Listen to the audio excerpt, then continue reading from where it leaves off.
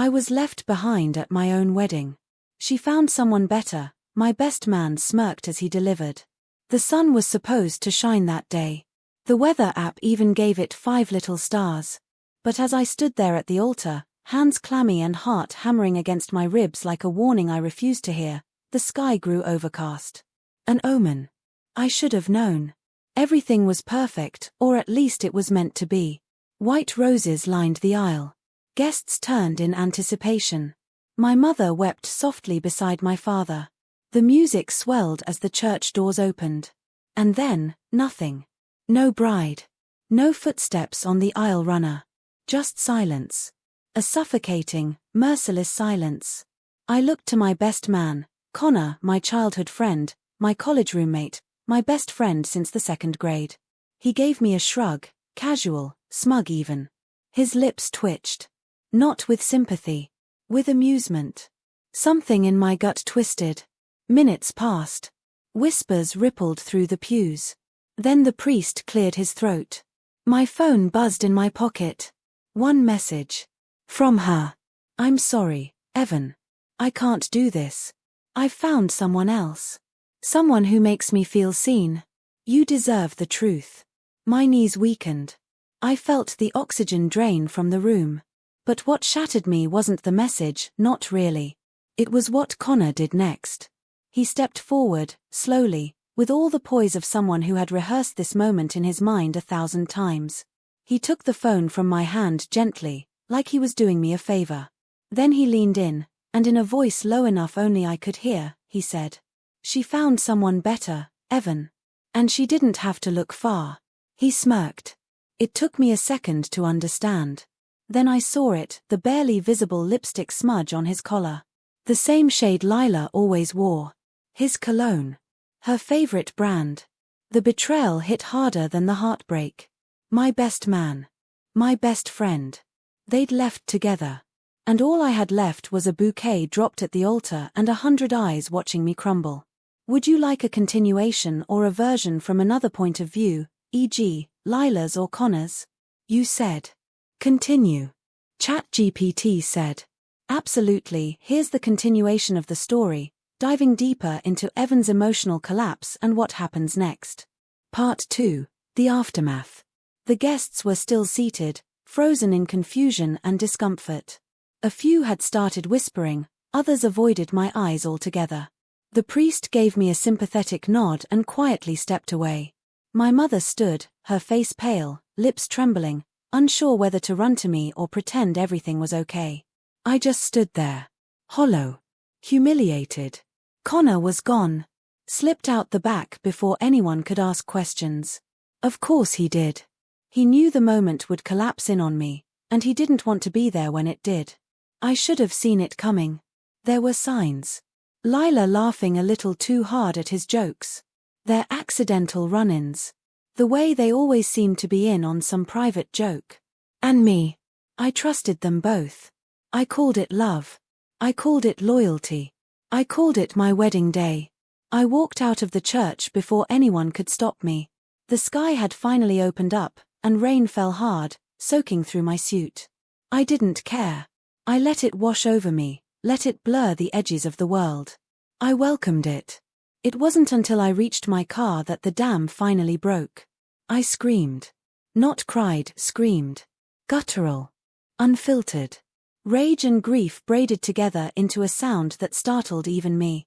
I punched the steering wheel. Again. Again. The horn blared and cut off. My knuckles bled. And when there was nothing left in me, I just sat there. Silent. Shaking. Part 3, 3 months later. It's strange how much pain you can live with and still keep breathing. 3 months passed. I moved into a small apartment on the east side, sold the house Lila and I picked out. Left the wedding suit in the closet, still stained and stiff. Let it rot there, like the ghost of a life I never got to live. One night, I got a message. From Lila. Evan, I just wanted you to know I'm sorry. For everything. We never meant for it to happen like that. Connor and it wasn't planned. It just became something. I hope someday you can understand. I hope you're okay. I stared at her words for a long time. Typed 3 different replies. Deleted all of them. Instead, I opened a blank note and wrote something for myself. They didn't choose better. They chose easier. And one day, they'll both understand the difference. Then I closed my laptop and went for a walk. It was raining again, not heavy, just a light drizzle. But this time, I didn't feel like drowning. This time, I felt clean. Would you like to continue the story further, perhaps from Connor's or Lila's point of view? Or maybe see how Evan begins to rebuild and find closure or love again? You said. Continue. ChatGPT said. You said. Continue. ChatGPT said. Certainly, here's the next part of the story, shifting briefly into Connor's point of view, to reveal what really happened and how things begin to unravel for him and Lila. Part 4. Connor, the morning after. It wasn't supposed to feel like this. Connor sat on the edge of a hotel bed, shirtless, staring at his reflection in the mirror. The smirk that had curled on his lips the day before, the one he wore when Evan crumbled in front of everyone, was gone now. All that remained was the silence. Lila was in the shower, humming. Like it was just another Sunday. He'd imagined this moment 1,000 times, Lila beside him, no more secrets, no more hiding. He used to think he loved her, maybe he still did. But now that they had what they wanted, something felt off. Wrong. Evan wasn't just his best friend. He was his only real friend. The one who stayed when everyone else drifted. The one who bailed him out of fights, drove him home drunk, let him crash on the couch for months after Connor's dad died. And now he was gone. Just like that. Because of a woman who barely looked at Connor that morning. The shower turned off. Lila stepped out, wrapped in a towel, her expression unreadable. She didn't smile at him. Didn't even meet his eyes. Connor felt the weight of it then, not guilt, exactly. Something colder. Regret. You okay? She asked, towel drying her hair. He wanted to say yes. Instead, he said, "Do you think we did the right thing?" She paused. That was the first moment he knew. Knew she wasn't sure either. Connor. I don't know. And just like that, the fantasy shattered. Part 5. Evan rebuilds. 2 more months passed.